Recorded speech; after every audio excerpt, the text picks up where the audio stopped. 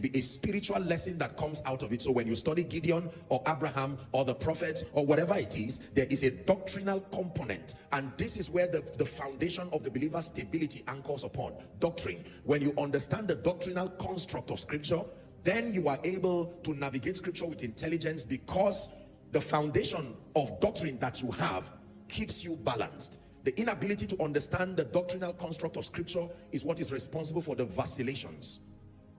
People believe this today, believe that tomorrow, because they have not understood the doctrinal construct of scripture. Does not demand creativity. It is fixed. Your assignment is to discover it and communicate it accurately. But then there is another layer which unfortunately many people have ignored or rejected through ignorance. It's called the prophetic layer of scripture.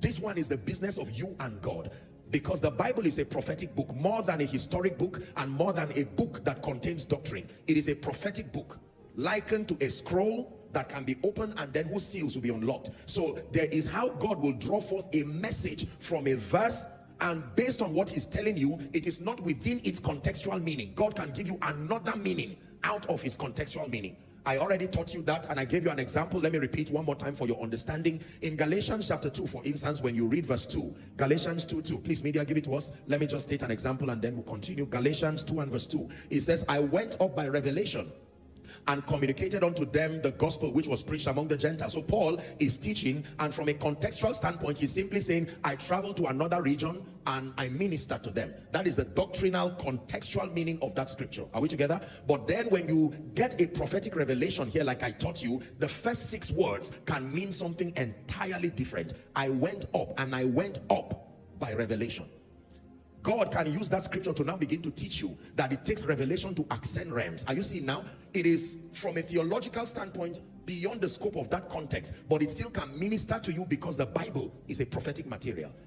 So it is not unusual to find people draw forth revelations from scripture that when you read from a contextual standpoint, you will think they are in error. But the results that show forth from their lives clearly show that it was God that gave them. Now the danger is the prophetic dimension of scripture must never be exalted above and beyond the doctrinal dimension. That is the mistake. So God can give me a prophetic instruction, for instance, and say, okay, march around this place 7 times and reference it with what happened to Joshua. Now that is not a doctrine. It was an isolated experience as a prophetic strategy for victory. Are we together? Theologically speaking, for anything to be called a doctrine, there are 3 litmus tests. Number 1, that thought or that body of truth must be in the Old Testament. Number 2, that body of reality must be captured in the ministry of Jesus. And then number 3, that body of reality